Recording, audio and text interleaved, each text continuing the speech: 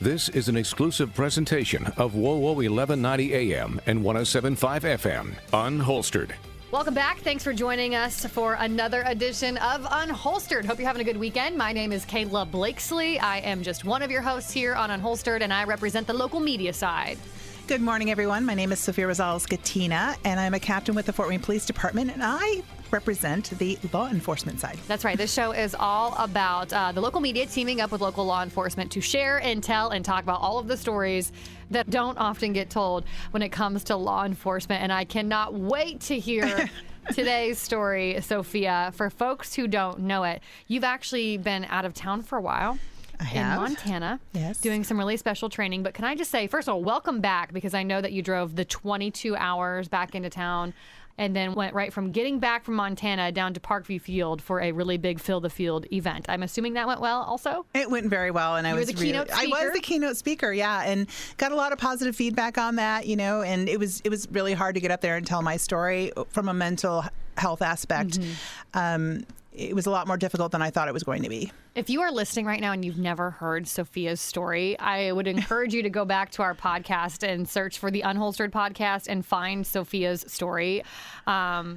Sophia is a remarkable, incredible human, and I know you shared your story a little bit there at Fill the Field Thursday night. But I say all that because you drove clear in from Montana after all this like wild, crazy training. I haven't even had a chance to talk to you since you've been back, since you've been so busy. So I'm just dying to hear how it went. It was probably just, I don't even know how to describe it, because the setting itself was just remarkable. Well, first of all, tell our listeners what you went for. Okay, so we talk about training a lot on the show, and how some departments get it, some departments don't, and how sometimes it's up to the officer to take it upon themselves to find training and go. So a friend of mine had gone through this training from Coast Tactical, and she had posted pictures. I'm like, oh my God, that looks so much fun. I want to do that. And she's like, well, next time I go, I'll let you know. And I'm like, okay. So she calls me like a month ago and she's like, hey, I'm going back. This one's in Montana. Are you in? I'm like, how much is it? That's always the first question. Right. And she tells me, I'm like, oh. I'm like, I'll have to get back with you. Do a little fundraising first. Yeah, I know. I need a sponsor. Right. But it was a discounted rate significantly from what they normally charge. And I'm like, this might be the only opportunity I have to kind of have this kind of training. Because what it is Coast Tactical is a bunch of special operators from military and civilian life that are just highly, highly trained. So you're talking about Navy SEALs, you're talking about Spec Ops, you're talking about all these kind of different military groups, and these guys, they are the true essence of what I consider to be strong America. And I thought it was just a remarkable opportunity for me to go and learn and maybe pick up a few tips here and there. Okay, well, time out. Can Yes. anyone just go and do this, or is this exclusive for, military, police officers, law enforcement? Anyone can go and do this. And honestly, my group was a trainer, a teacher, and a retired nurse. That's amazing. It was four women. And then we also met a gentleman out there who was still in our group, but he flew. We drove. He was in construction. He owns a construction company. And then there was another friend that she invited. He was from New York. He is into mining, so he does copper mining in like Argentina. So, oh my God! So it was just a diverse group. You were the only member of law enforcement, at least with your group. Yes, with my group. And so our group was a special group, so they do individualized. If you want individualized training, like you tell them what you want, they'll formulate that training around what you want. So the trainer developed what she wanted, and I'm like, you should have told me everything you had in mind. Yeah, but, okay. Did you feel like you're a little bit more qualified than some of the people you went with? Because that's like, if you and I were to go, let's be honest here, like you'd be far more qualified than I am. Yeah, so 3 of the people that went never shot a gun before. Wow. Yeah, so you're talking a wide range, and here I have 28 years of experience with firearms. I wouldn't consider myself an expert, but I'm highly trained, sure. And then the construction guy he shot weapons, he knew about weapons, he was good. So they kind of took me and him off to the side, and we worked with Scott Jones, who is the owner of Coast Tactical, and he worked with us one-on-one. So we pretty much got almost one-on-one training, and then the other 2 trainers were down with the other 4 people. There was only 6 in our group. So I mean, where else you're going to get that kind of training with almost one-on-one? Never. And from people like that. And the other trainers filtered through with us too. So I picked up a lot of tips from each one, and they all came with their different skill sets. They all came with their different thoughts. And it was a remarkable experience. And they were really cool dudes. They were very humble. They were very funny. They were just a lot of fun. And I think that helped kind of calm fears on that range. Because if you're smiling, you're laughing, you're probably taking in what they're putting out. What I don't like is when things are really rigid and people are yelling at you. I did get yelled at though once. For what? What'd you do? Do tell. That's juicy. Yeah. So, I just, we're drawing and, shooting, and Scott had his megaphone. We were all on the line shooting, and he yelled at me. He was like, "Sophia, your grips were I can fill in the blank there. Yeah, and I'm like, ooh. Were your grips bad? On that draw it was, and I could tell by where I was shooting. So, as soon as he yelled at, I'm like, ah. Oh, that's hysterical. So, do you take your own firearms? How does this work? How did it work? So they provide all firearms if you want. I took my own because I just want to be more proficient with what I have. Yeah. But they do carry all Glocks, so that's what they have for you to train with. If you don't Glock, have, right? I do carry a Glock. Theirs was, I believe, a Glock 19, and I carry a 17, so it was just a little smaller than what I have. But they have all the firearms there. Now, they did AR training. However, they use a 22 platform on the AR just because ammo is really hard to come by. So, but the setup is all the same, just like the AR. Did you take an AR? I did not. I just used what they had because we put a lot of rounds. I think I probably shot anywhere from 1,800 to 2,000 rounds for my handgun in 2 days, and another easily 2,000 rounds in that. That gets expensive real fast. It would. If that was 223 ammo, it would been. That would have covered the whole cost of the training, Wow. So, and that was just me. I mean, other people were doing probably not as much as me, but I was kind of going through pretty quick on the ammo. So what did you learn? What stuck out to you? What were the highlights of, maybe something that you didn't already know going into it? Well, I have this, when I shoot, it's been plaguing me for a bit. I'm a little high and left. And I'm still in center mass, but personally, I want to be more towards, the bullseye target. And I'm always, my groupings are very tight, but they're up and left. And I have not been able to figure that out for a couple years. And so when I went there, I'm like, oh, thank God, maybe someone can help me here. Mm-hmm. And when I was shooting, Scott noticed it as well. And we tried all sorts of different things, changing my grip, changing my stance, all this stuff, and none of it was working. And finally, he's like, okay, shoot here instead. So when I shot at a different area of the target, I was right on bullseye.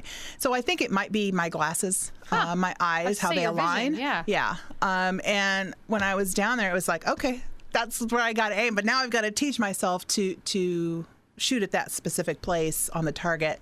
And readjust my training that way. That's challenging. I'm a golfer. I've been a golfer for about 5-6 years now, so I haven't done it. It's not like I'm an expert golfer either here by any means. Yeah. But I can't imagine you going in. I've held the same grip that I've had for about 5-6 years, and I've swung the club the exact same way I've always swung it. And then for someone to come in and say, "Here, change this, tweak that, do that."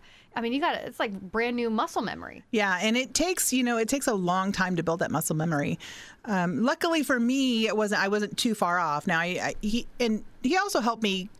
He coached me in trying to be a little more efficient in the shooting, to come up quicker, be ready quicker, and showed me a couple things I was doing. Like he videotaped me, so it's I've never had anyone do that before. So when you're seeing yourself, you're like, oh, God, I'm doing that.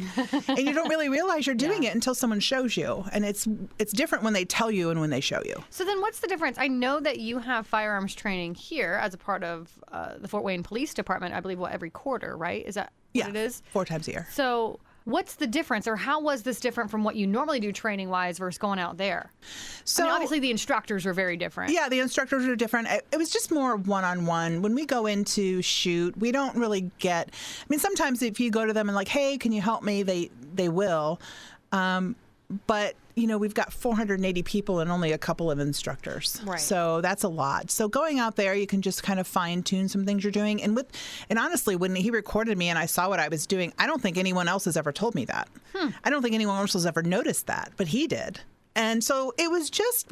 I think more that one-on-one approach that really helped me and really got me thinking, okay, this is some things I need to work on. And like I said, each trainer kind of came through and worked with us. So each one gave you a little bit more kind of tips and layers to put on your shooting. Did you wear all of your gear? I mean, you normally come in here. Very seldom do I ever see you in civilian clothes. In fact, when you're in civilian clothes, it always takes me off guard. Did you wear all of your gear so you could be shooting and feeling like you normally would? So I wore my gun belt. I had BDU pants on like I wear at work. But we just shot in T-shirts. Yeah. Because they take pictures for their website. So we were all in the same T-shirt. They gave us 2 T-shirts. Oh, they gave us some swag. Yeah, and cool. It was really nice swag, I will say. Did you shoot at night? Did they make you run around? I mean, so part of what Erin had kind of set up, and she was kind of the leader of the group because she's been through a SEAL Fit training, which is where they kind of take you, and that's how she met these guys. So they do a SEAL Fit where you go out there and you kind of go through the whole rigmarole of being a Navy SEAL without, having to be in the Navy and that. Right, so they do you on all the training. SEAL. They yell at you. They make you do push-ups, run, all that stuff like they would do in normal training. I don't know why people would do that, but that is the last thing. Yeah, I wouldn't even do that. So she knew these guys, and she'd been to a couple of trainings that they had before. And so she set up this whole thing where we were on the range. We did pistol, AR, and then we did some land navigation.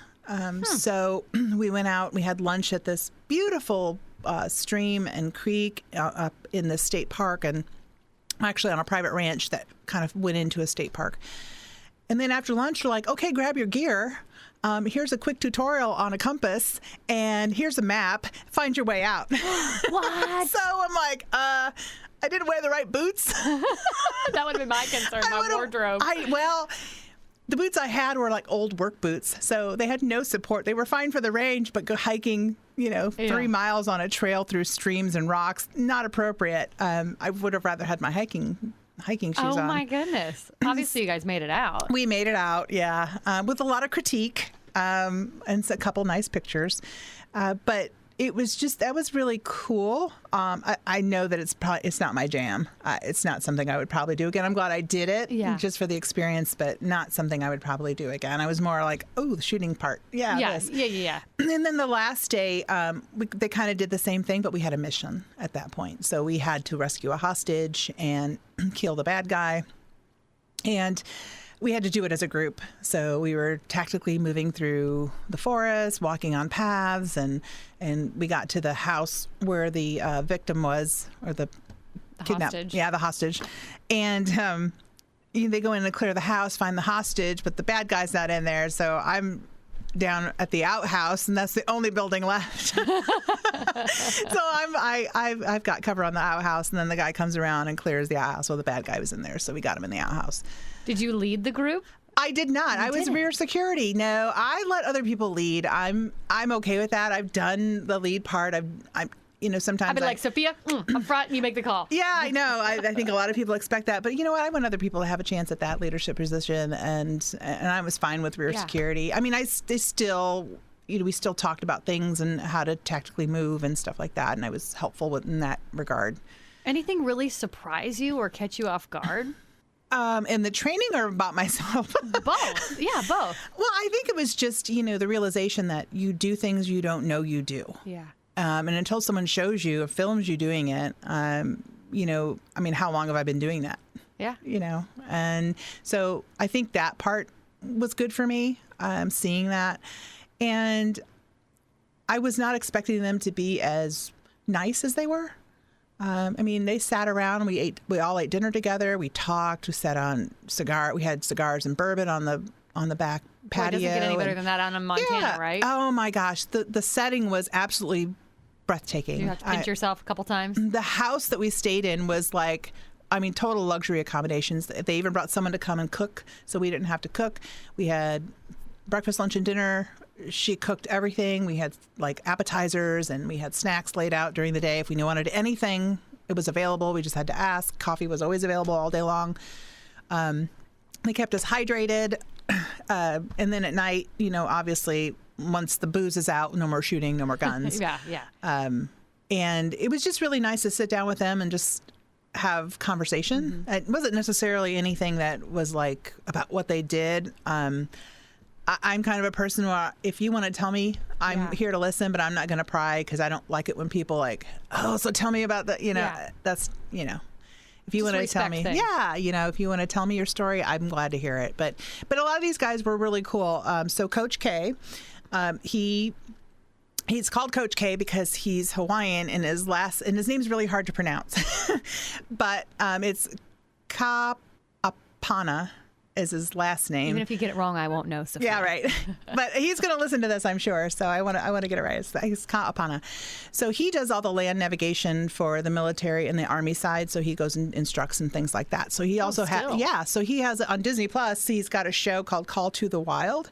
And he's episode 3 with him and his dog. And they kind of dropped him for survival for like 30 days. And him and his dog had to forage he said he ate bugs and tree bark and all this stuff to survive. Oh my! So and he's got another show coming out on network TV, I think in January. So they're going to drop him in the South Pacific, he said. And he's got to forage and with one tool that he doesn't know yet what it is. Do they just randomly give him this tool? I'm assuming. So there's 3, but then the network is on the day of they drop him. They're going to tell him what he's going to have. Oh wow! So so I'm kind of excited, and that will be on network TV in January. So this is definitely not a normal, typical level of training, an exposure to nothing of what I've been that you're used to before. Yeah, completely different. And Mark Curtis. He is retired. He said his age, and I'm like, oh God, you don't even look that old. I'm like, wow, but he's great. So he has I think he's runconcepts.com. He teaches runners how to run more efficiently. He's an Ironman. He does all sorts of things. He has a book about running. And if you buy one, they give one.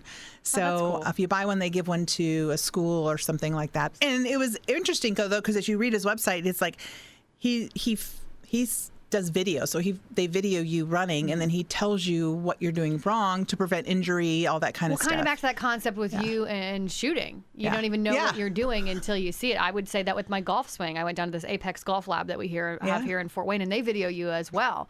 And I'm like, I'm bent over that much. I know. You don't really realize you're doing that. No wonder my back hurts. Right. No wonder I was so sore after a round of 18. But that's so true. You don't know what you're doing either A, until you are videoed, or B, someone calls you out for it. And you need those people who will call you out for it. Absolutely. It kind of rights your wrongs. Do you think it would be impactful for other members of law enforcement to go and have the training, or so valuable that to have the training you just had? I guess a better question might be, how will this apply now to? So I think it will probably we talked a lot, on the downtime, we talked a lot about just things that are going on around the nation. We had some decent conversations about some stuff. So it's just nice to gain perspective because they're from all over. So the West Coast, I think Mark actually lives in Costa Rica, and he flies up here for the trainings, and he's got family in Michigan. He's originally from Michigan, Grand Rapids. So it's kind of our neck of the woods. Yeah. So it's kind of nice to just see where people are, and just make those connections. In terms of how I would apply, this is just more on a personal level of being better. I never want to stop learning. I never want to stop exploring, and kind of doing things that I don't normally do. Now, will I be able to do this all the time? Probably financially, no. Yeah, right. But I thought it was just a good experience, and it's nice to have now a network of people that I can reach out to, and they do allow that. You can still reach out to them anytime. I think we're all Facebook friends now, and they're just very caring individuals. And well, clearly coming from the line of work that they come from, obviously. Yeah. And like I said, it wasn't like I was expecting. I was expecting something a little more rigid, not as laid back as it was, unless safety was an issue. And there was a couple times safety was an issue, not from me, but from some other people. And, they addressed that as best they could. But I think it's just in terms of how I would use this, this is more personal for me, and just trying to be better at what I do, better at my craft. And just, I didn't know any of these people I knew one person. So I now know a nurse. I now know a teacher who incidentally was my son's history teacher. Oh, my word. What are the odds of that? I know. And I'm like, well, shame on me because I didn't go to back to school night, or I probably would have known that. But I was working and I couldn't go. And then, I met a construction guy. Now I know a guy in New York. So, yes. And now I know three people that have an awesome company. And they're willing to teach people. I didn't even know an experience like that existed. Yeah, and they do a lot of corporate retreats. So there was a corporate retreat right before us. And it's a lot of team building when those things go out. But you can make the experience whatever you want. They have people that do all sorts of things. But the land navigation really builds that team concept because you have to rely on each other. How long did it take you guys to get back? You said it was about 3 miles away? It was about 3 hours because we were trying to read the map. And it's all like, I don't want to say mountainous. They weren't mountains, but they were pretty big. You couldn't whip out your cell phone and say, "Hey Siri, such and such a ranch." No, because I didn't know the ranch name. Geez, Sophia. Well, I thought we were just going to have lunch. I didn't know they were going to leave us there and crossing in your non-hiking streams. boots. In my non-hiking boots. Yeah, my back was killing me by the end of the day. But it was a good experience, and we figured it out between all of us. All of us had our input. And the one lone guy, because the second guy missed, his flight was canceled, so he missed the first day. So there was one guy to 4 women, and I'm like, bless his heart. He was.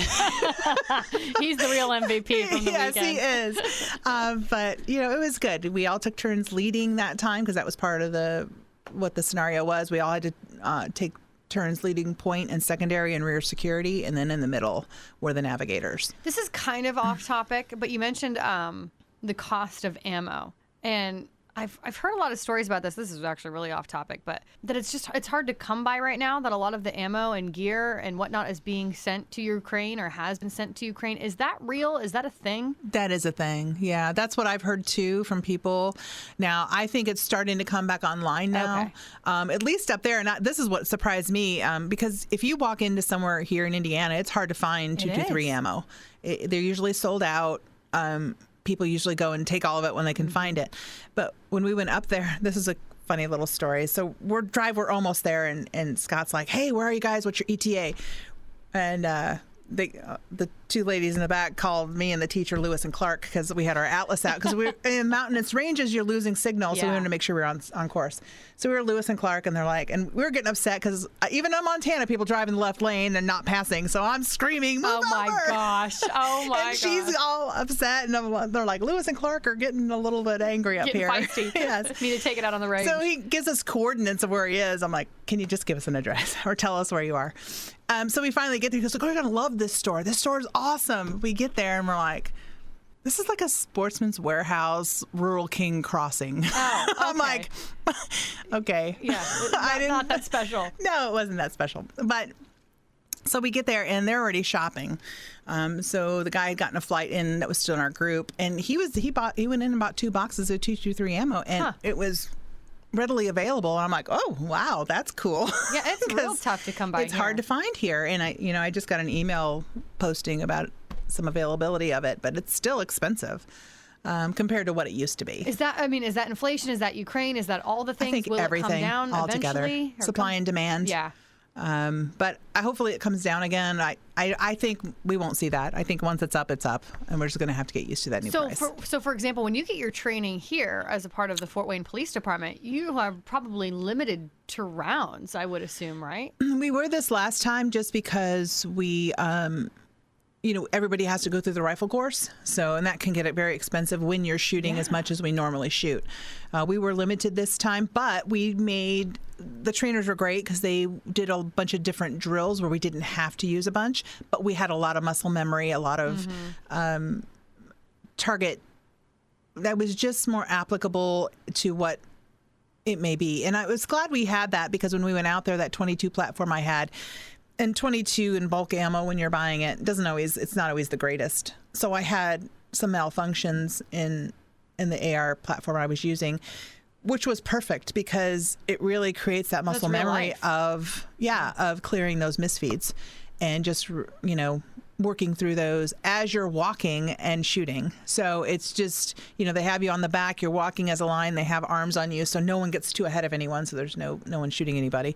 But as you're walking forward, you come up to a misfeed, and you have to clear it while you're still walking, while you're not going too fast, too slow, so you're staying on the line. So it really was helpful to kind of work those through. I don't have a lot when I shoot my regular AR, but creating that muscle memory for when I do, so it's just a natural thing that I do is really what we're looking for and what I was able to practice. So would you, at the end of the day, would you go do it again? Let's pretend cost was not a factor. Cost is not a factor. I would go in a heartbeat. Yeah. And as a matter of fact, they have another class that I probably will save to go to. It might take me a little bit, unless someone wants to sponsor me. Yeah, right. But no, it was. They have a bunch of different courses, and actually, there's a couple, but I'll settle for the one. And they go, they go other places too. So he was just in Fort Wayne. Someone brought him out here to do a private event. So he came. He was just in Fort Wayne probably a month ago. So he did a private event, and they created what they wanted, whether it was self-defense or whatever it was. They created that, and then they were very because I think he's from California, like. Down by San Diego, Orange County, somewhere in there. Well, if you ever go to another one, you got to let us know. Yeah, I can't wait. I mean, it might take me a year or two, because even the one I want now, I couldn't even go this year. It's full. Yeah. But it's full because it's very limited numbers. Right. Sophia, we blew through the 27-minute program like we usually do. I want to go back to something that I said at the start of this episode, and that is because I'm hearing you talk, and people just getting to know you even more. For folks who've not actually heard your full story, I think this kind of helps bring full circle to who Sophia is and who you are as a person. Because sometimes I think we look at police officers, look at law enforcement, first responders, sometimes y'all aren't human. And I'm guilty of doing that myself. And this, to me, just makes you even more human, talking about cigars and bourbon out on the back patio, I would really encourage people to find the Unholstered podcast and truly listen to your story, and then give this one a listen again. Well worth it. If you've missed any previous episode, any of them, not just the one about Sophia, you can download the Unholstered podcast anywhere you can download a podcast. Your town, your team, your topics. This is Unholstered. Thanks for listening to Unholstered. Be sure to subscribe to us on Spotify, Apple, or wherever you listen. And remember, you can listen every Saturday morning at 10:30 on WOWO 1190 and 107.5 FM.